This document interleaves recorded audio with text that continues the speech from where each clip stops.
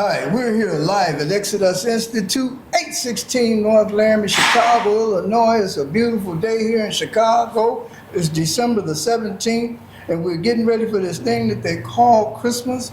And we got the Christmas tree up over here, and the women have decorated the tables in the hall and got things looking kind of good and wonderful out here. And we got the executive director of Exodus Institute, Jerome Altman here, who wants to speak about some of the things that's going on, how he's got to do some things and what he plans on doing in the future here for Exodus, and how he's going to help these youth in our neighborhoods and community as he helped the seniors also. He has some wonderful programs that he's been doing. He's got a senior program where he's been helping the seniors. He's got an intermediate group where he's been helping some of the homeless guys, some of the young people that need jobs and different things. He take them and prep them up so that they can get jobs. He sent them out to different places and facilities, and he helped the youth to get jobs over at McDonald's and different places. Mr. Altman, you're doing a wonderful job over here in our neighborhood and community over here in the Austin area. And matter of fact, he don't just stop there. We're in Garfield Park, Humboldt Park, and Douglas Park. So, Mr. Altman, go ahead and tell the world what you plan on doing. Well, first of all, I want to say Merry Christmas to those, in case I don't see you, and a Happy New Year. It's been a very challenging year this year, and just really blessed to be here. We do plan on doing some things a little bit different, helping some people. We plan on doing some pop-ups at the building. We plan on doing some job fairs. What do you mean pop-ups? What's the pop-up? Well, the pop-up is when we get vendors to come in and share their merchandise that they're trying talents and all of that? Well, that's a different pop-up. Oh, okay. You know, but the pop-up is when we get vendors to come in and get rid of some of their treasures to share with the community. We do plan on trying to do some talent events. I have an organization that would like to come in and do plays about community things that are going on in the community. We're going to be working with doing some sports, you know, with the young people. Such as what? Well, I know we're going to be doing some basketball. We're going to be doing we're going to be doing a whole lot of things in the community for the coming year. So will you be doing like tennis and pickleball and all this other stuff? Well, I'm not sure about the pickleball. Volleyball? Volleyball, we can work that out. Okay. Drumline? Definitely the drumline. Definitely. Okay, so you will have, what about the standstill competitions that we might be able to have with a few little drum and bugle corps that's around in the community?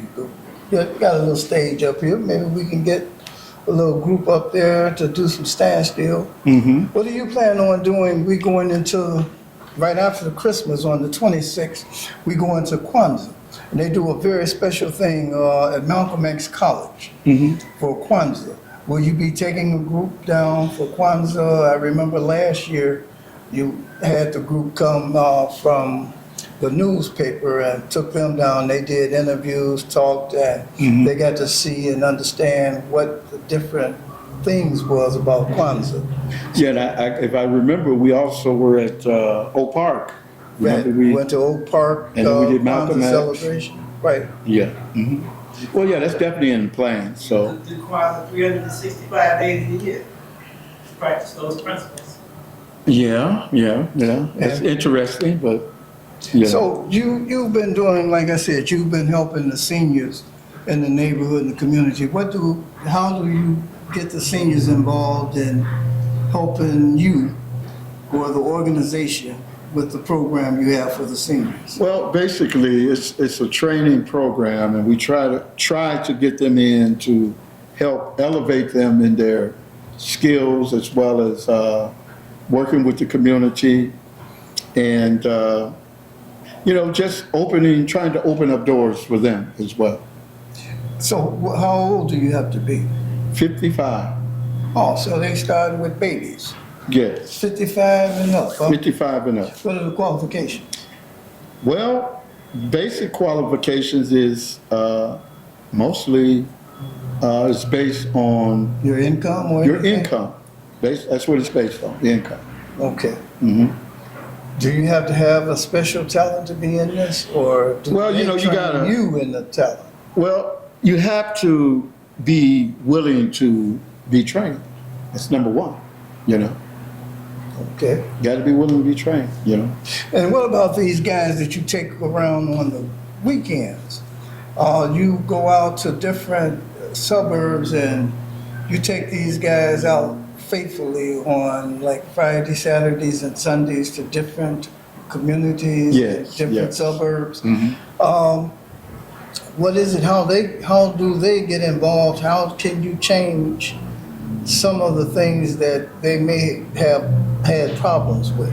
Well, basically, it's a job that it's based on availability. You know, Okay. you have to. It's a part-time job, and you know you don't need any skill. You know, all you're doing is stand out holding the sign. And the signs are for what? Different store closings. We just finished up 2 stores, Party City and Big Lots. And I remember taking some of the guys out. We went to Skokie, and I would take a group out that you would allow me to take out on the Saturdays and on the Sundays.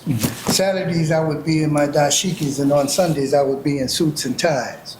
And these gentlemen may have had a little hard time in life, and some of the things that they were doing and they were saying, they said, Brother James, this is what they called me, they said, Brother James, I used to dress like that. Brother James, I used to be like that. I use essential oils, and the aroma of the essential oils was so great to them, and they wanted essential oils to sit back and to do things. And it was a way for them to come back around in life and to remember where they were and where they want to be in life. So I understood. No, we're not taking call-ins today, but I understood that they wanted to, they started changing their lives. Some of them went on to do some of the better things, getting back off up into the different churches or mosques or wherever they went, because they wanted a change. And just being around in that presence, what they seen and they remembered and how they wanted to be, it changed their lives. What about the young people that you have? I understand that you have a very good connection with some of these jobs and some educational skills and different things that you bring and give them. Well, I mean, the system is wide open. It's just really a matter of being there to give them some tools and to help them so that they could truly understand that we're all in this together. You know, so, I mean, I get a lot of young folks that are challenged with Behavior. definitely a lot of those. But I think the whole thing behind it is that Exodus has had a presence in the community for, wow. There's a major discipline that comes with, because you have marching and maneuvers, and so there's a discipline that goes along with that drum and bugle corps too, doesn't it? Oh yeah, definitely. I mean, it's come a long ways, you know, from the time that I started out as a youth. But it was a blessing because it has helped me in my life now as far as understanding discipline and having the Luxury? the will to work Okay. hard. Oh, well, you You know. know, I've seen over the years some of the youth that have gone on. There's like Deuce and Lonzo. Gregory, let me get this right, went on to become the music director at Arkansas State University and started hiring some of the gentlemen that came from the Drum and Bugle Corps, and they're down there teaching. You had Marco and Darwin to come. They went to Jackson State University. So it's been a whole lot of going on. And then you had Miss Nash, Shamika Nash, and she received the Torchbearers Award from the World Peace Run for her coming back in the neighborhood and working with the youth at Morgan Park High School and on the west side, right down the street from where she grew up. Please, no calls. Don't call in. We're not taking those today. All right. So we just wanted to say some of the marvelous things that you have done and how successful it has been with you doing those things. We had a young man helping here today that helped start Exodus. He's sitting back there, and you kind of keep him around to do security. You call him the knockout man, or Mr. Knockout. Mr. Knockout, that take care of different things. And I'm just glad that you did mention him, because I would hate for him to want to knock me out because you didn't mention him. Oh, okay. But he's here in the audience, and he's one of the. And he plays at 3 different churches, singing and doing performances and teaching the youth. And he's always around helping out in the neighborhood and the community with Mr. Altman, working several different jobs and always helping the youth in the community. And then also keeping some of the youth in line for Mr. Altman when they seem to act a certain way.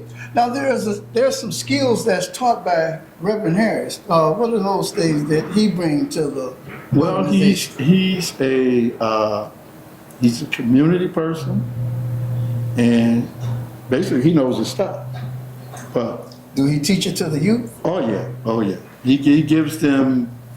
I'm trying to think of what you Life call skills them. and- Well, he gives them the life skills, but he gives them that energy to definitely want to be successful. And it's kind of funny you mentioned that, because Reverend Harris was, when I was a teenager, He was a mentor of you? he mentored me. And One of those preach heaven men you couldn't no, come but out? he always had faith in me that I was going to end up doing something. So, as a matter of fact, I can remember way back, he was the Boys Club director. Wow. And I believe he left Henry Horner and went to Eisenberg. Was it Eisenberg? Up north at Cabrini Yeah, it was in Green? North. The thing is, he took me with him. Latino. Like, Latham? Where did I get Eisenberg? 6 years later. That, okay. But I mean, the great thing about it, and I think when you're mentioning what we do here at Exodus, or what we try to do, and how many years that you and I have been working on this since 1977, you know, and we've been doing this a long time. So we've seen lives change, and we've seen. And our mentor, Major Adams, told us, he said, you guys don't sit back and get caught up in all of the arguing and bickering that you're going to see and have with different people. You just go right out and do what you need to do to help the people in the neighborhood and the community. You work and serve for the children and the good of the neighborhood and the community. And we also, even though we're doing this video as seniors, we had the youth. George taught the youth how to do the video and different things. Can you elaborate on that a little bit? Well, and then we'll wrap it up. Yeah, we did have a program for. We do have a program. Yeah, well, I guess we still do have it, but. We're here now. Oh, well, actually, just going back to this project that we're doing here, we've been doing this video program for about, how long, George? About 3 years, 4 years? In the making, yes. Yeah. And it started out, I wanted to put together our own video program. And so we started out here at the building, And, And we had some youth that were actually. well, I'm gonna get to the youth because we were doing our summer program, and I think on Wednesdays, I had the kids here, and I said every Wednesday we're gonna teach the kids how to produce the show. And so from that point, every week, we've been videotaping ever since. And so now we're up to about 4 years. And so our show, I always get people to sign on to our YouTube, What is that? Yeah. Exodus at Trips. Please subscribe. But within that, you'll see all of our shows, Mr. James, who's the host. And when I think about how powerful this is, when we first started the show, I asked him to host it. And he said, no, he can't do it. I said, you need to do it. And took him about, how many months of doing it? Now he done just ran away with it. And he's been doing it ever since. And I always tell people he's the perfect host. These $5. But you know, we're gonna remember the peace and love that the youth have and what they need in this world. And so one of the major things that we do is try to develop and keep something like that around them, a safety net, somewhere where they could go and they could be youth and children instead of having all of the pressure. They can't even go to church and schools and not be up under the pressure, worrying about getting shot or different things happening to our youth. And so we have to send out that love and show that somebody cares. We have to keep it going to that point because we're in this together. And I want to thank you all for tuning in to Exodus Trip. Remember, God bless you all and Merry Christmas. Eli Jackson here, a part of the West Side Long-Term Recovery Group, Every Block a Village, Good Neighbor. We have a men's initiative that have launched in the Austin community, where we're trying to build better bonds between brothers, which consists of me and this brother using our talents, our skills, our abilities to assist our community in any way we can. My mentor, the illustrious Miss Jacqueline Reed, has allowed us to use her facility, which is located at 5834 West Augusta. We meet every Tuesday from 9 to 11, and we asking all men to come out to express to us how and where we can help us help us. Thank you. Yes, it's Clay Johnson. We're the Brotherhood, a men's mentor group that's on the west side of Chicago. We focusing on using our assets to build our brothers up. We no longer stepping on our brothers. We picking our brothers up and putting them on our shoulders to reach higher. Our goal is to really unite our community through social efforts, through creating job stimulations, through creating mentorship programs that allow us to build our community through a common goal. I appreciate Exodus for allowing us this time to really get our message out to you all to come and join us at 5834 West Augusta, Tuesdays, 9 to 11, and where we could really start to build out. Won't you tell them about some of the things that we do? So right now, December 21st, we're giving away toys and coats to the Austin community. Anyone that may be less fortunate or just might want something else extra under the tree, we got toys for kids 2 to 12. We got coats from, hopefully, from 3 to 18 years old. Brand new coats, gently used coats. And we ask if anybody that has any donations to assist us in these efforts. Right now, we have a model that we're trying to emulate or imitate within our community. And it's T.R.I.P.S, which stands for some physical, some intellectual, some economical, something spiritual, and something social. And we're gonna use all of those efforts to change the direction and the narrative of Black men starting on the west side of Chicago and also the community.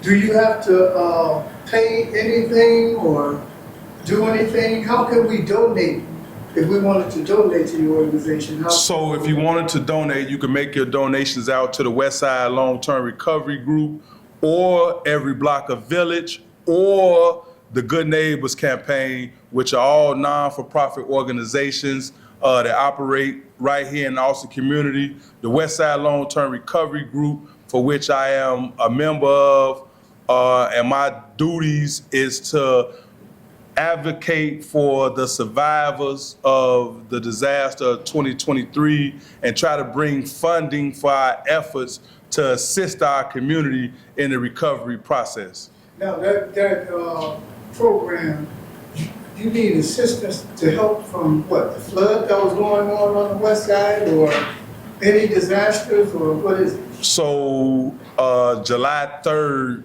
2023 was declared a natural disaster that mainly affected Austin more than it did anywhere in the city of Chicago. We have more residents affected by that disaster than any other community.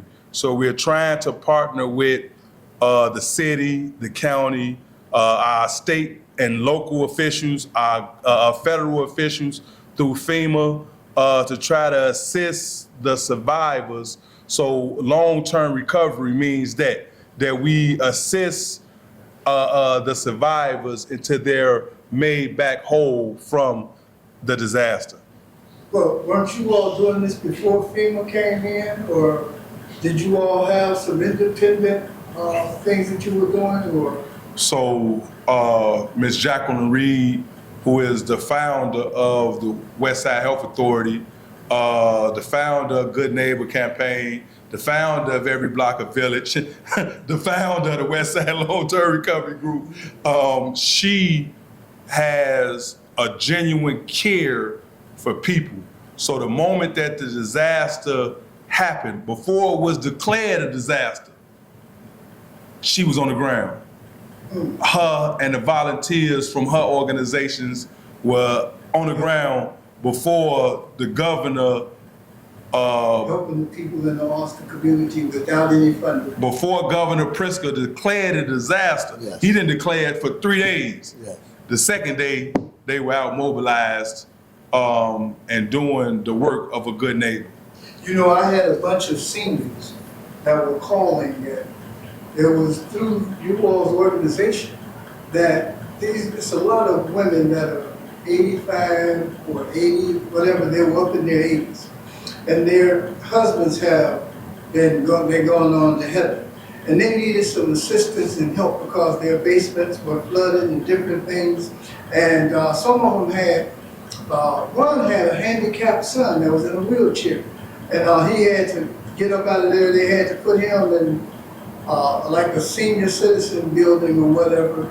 But they lost their heating, their furnaces, their water tanks, and all of these different things.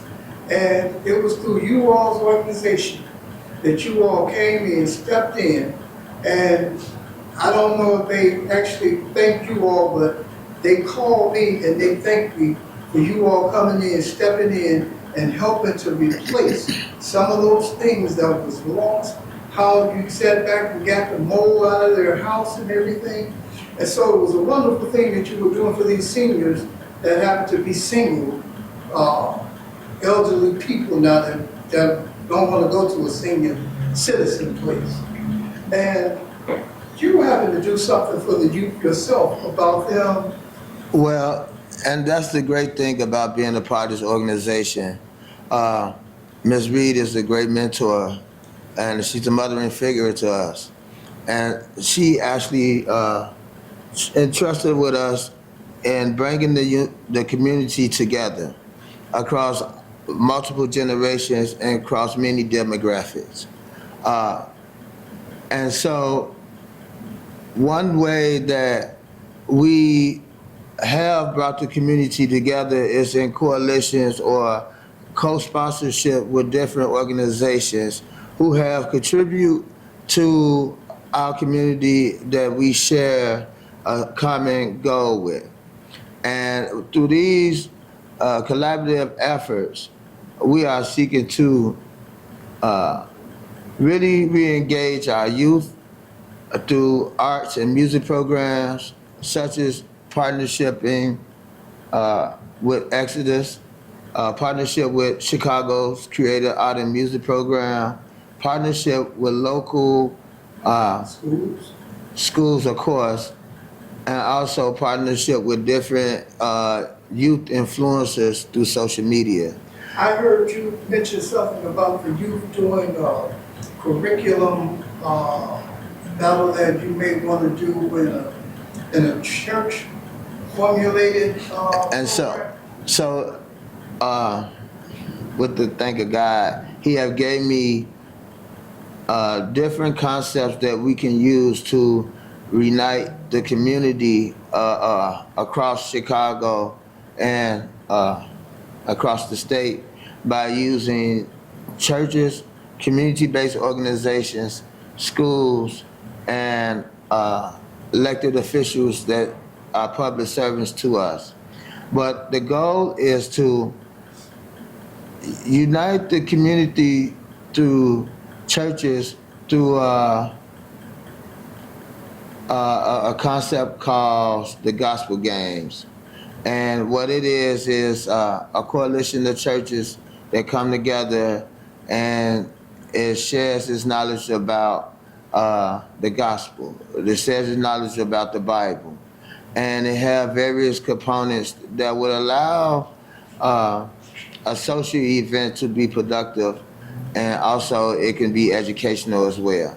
So you were saying maybe 12 churches could participate, and maybe 3 youth from each church would make up a team, and maybe the parents can get involved and to get the community out so that we can kind of network in that area. Yes, so what I was saying is we thinking about using a group of maybe 12 to maybe 20 churches. See, the thing is in the development stage, but a group of 12 or 20 churches that could be a part of the circuit that comes together and do the gospel games. If we have church listeners listening right now, how would they participate in the gospel game? How would they, what information can you give so they can participate or sign up or get more information about it? Well, they can contact me or Brother Ed James, Exodus. My contact information is Clay Willis Johnson on Facebook, or you can contact me 773-957-5402. And you can also contact Brother James, Ed James at Exodus, and he'll add his contact information. So we also like the program that you all got, where you have the men coming in the neighborhood community, where you say, help us, help us. Those things, it's like we kind of stay away from one another. We be on an independent thing. We don't want to get in with too many groups. And there's been a bunch of organizations out in the past that to be involved with, it's just a clique or it's a gang or whatever. What make yours so unique and different? So help us. It's not about an individual. It's about the community. And if you care about the state in which your community is in right now, you can put your differences aside. And that's what's been our problem. What I believe our problem has been the distance that's been created amongst us. So we have to figure out ways to circumvent that distance to where we can unite with our brother. So I want a brother that's gonna be my comrade instead of my friend. You see what I'm saying? Because a comrade is someone that's gonna be beside you in spite of. You see what I'm saying? Someone that got your best interests at heart. And I mean, we in a dire situation. And if our men don't get engaged, if we don't stand up, if our men don't get engaged, we have no one to fault but ourselves. So there's a thing with our youth and our children being targeted and attacked by the evil forces in our neighborhoods and community. We had the same thing happen. We all know what's going on with these people out here that's actually targeting our youth and our children are the main thing. Will you be doing anything, or have you done anything to sit back and help them with this problem also? Well, that's our goal, to no longer be a target. The wolf only target the lone sheep. He don't target the flock. And so what we got to do as a community, we got to stop allowing each other to be so vulnerable, so distant from one another, so we don't become a low-hanging fruit where we are targeted by outside forces. We got to be that determining force that make a difference in us. We got to be the determining factors that make the difference that we want to see, and we can't allow the contributing factors to change the outcome. You gentlemen, I am very proud of you. Thank you. Because Thank you you. all have done some marvelous work in the neighborhood and the community. And you do it from your heart, and you do it without a charge or a fee. And you all did something miraculous, where the police department didn't arrive in time. I don't think they put out an alarm for it, but there was a 10-year-old that was missing from the Austin area. A 10-year-old boy missing.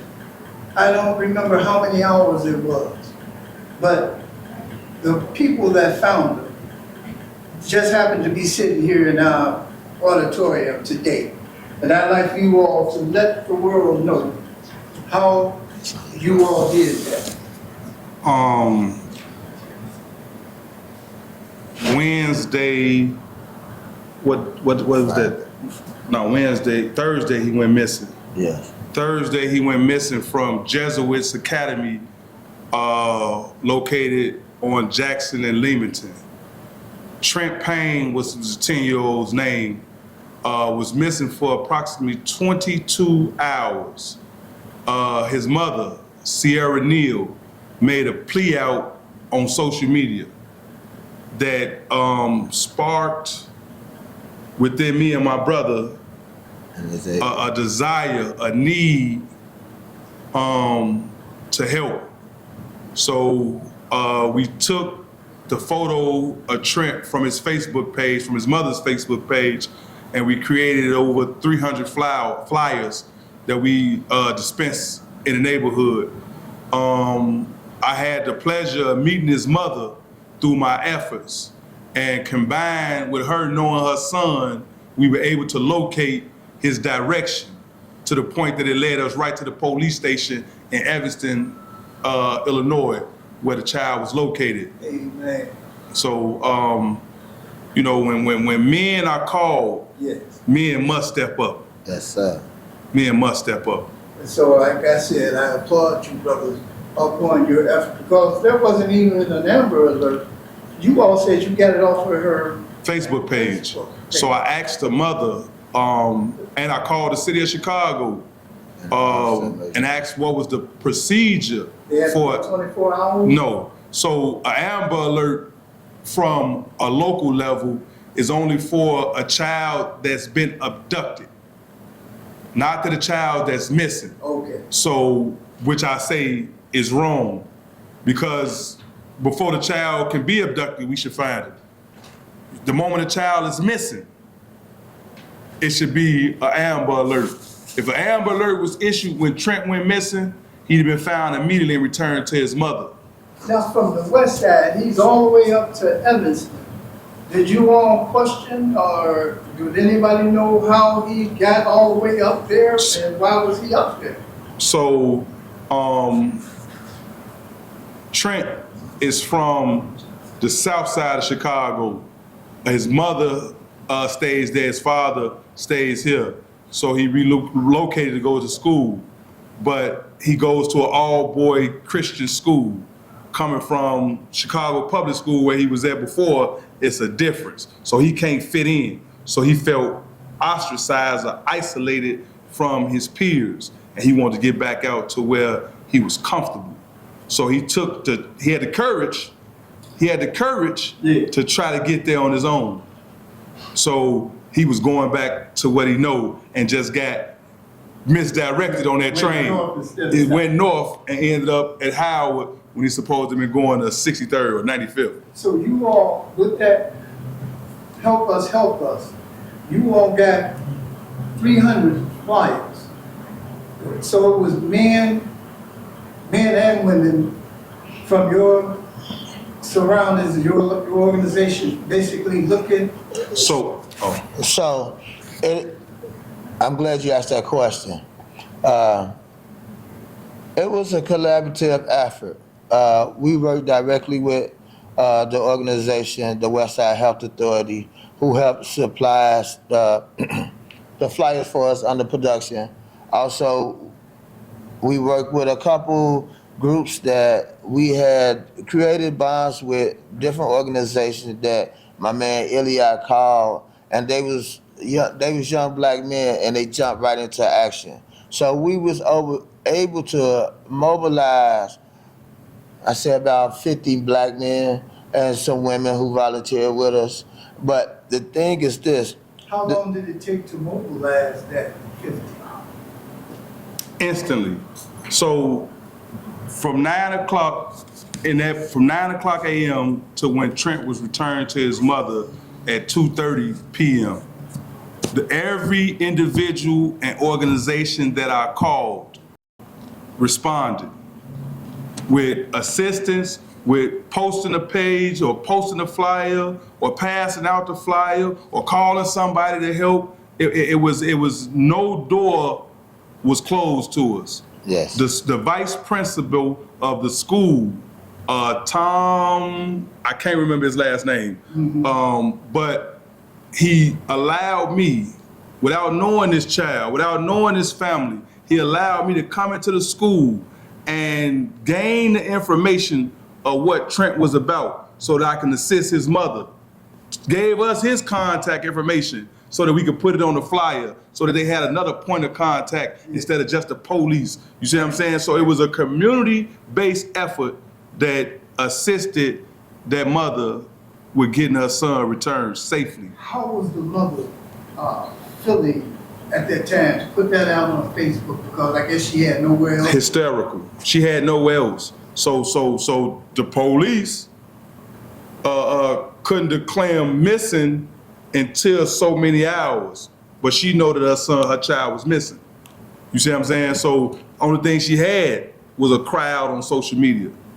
So this social media is very important, and I see in our neighborhoods and our communities what you all are doing.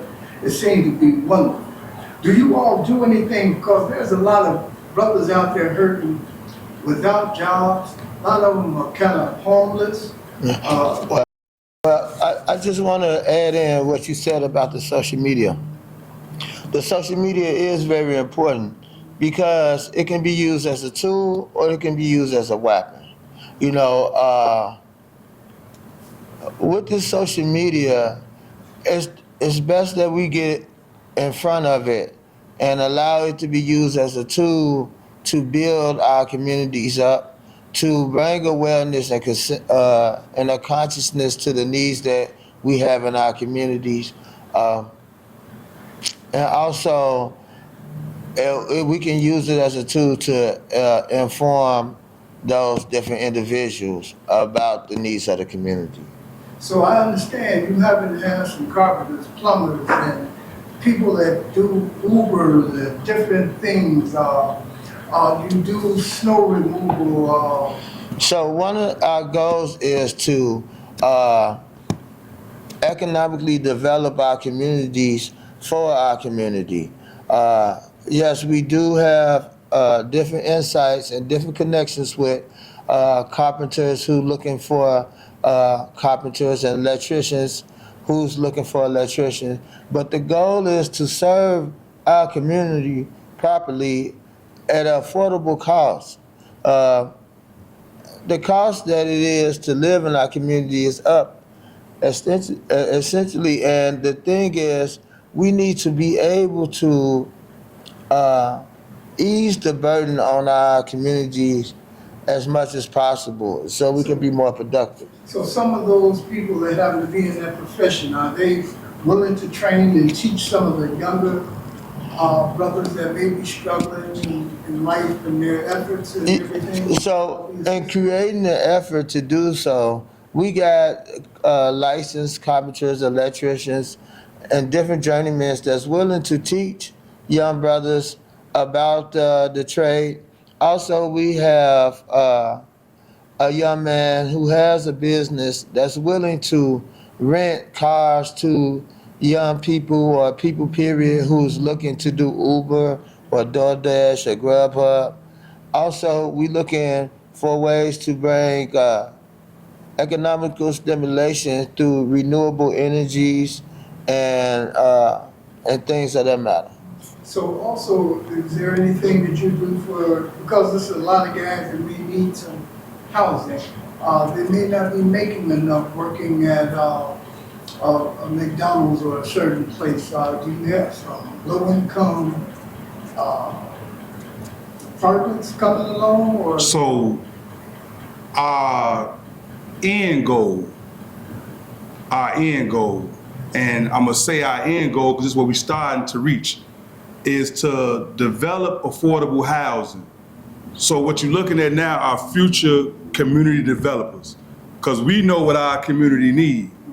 You see what I'm saying? So the needs of our community is what's propelling us on the work that we're doing. So economic mobility is what we trying to bring to the Austin community.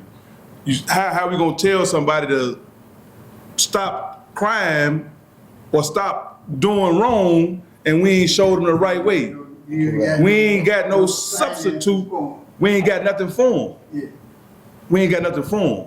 So that's what help us consist of brothers and sisters. We're not forgetting our sisters. Right. We are a community that's broken. We are a community that needs help. And we saying if we wait on the politicians or we waiting on the pastors, we gonna still be waiting. We've been waiting a long time. Right. Let's go on and do what we can So do. you have to do for self. We gotta do for self. We Okay. gotta do for As well self. as others. So this has been a wonderful meeting that you all brought this availability to us for us to help one another. It's about brotherly love. It's a peace and harmony that you all have created over there at 5834 West Augusta Boulevard.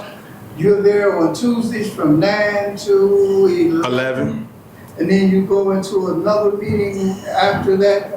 with the Westside Long-Term Recovery Group. Long-term recovery. You also have a Thursday community meeting that's for anybody and everybody to come out, and that's on Thursdays, and that starts at 10:30 to 12 o'clock.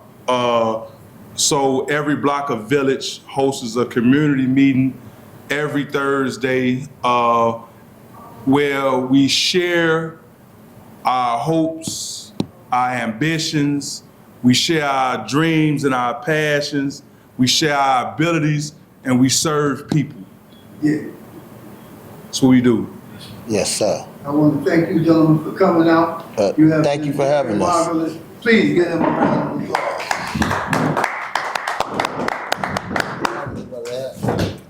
All right. Thank you. I appreciate it.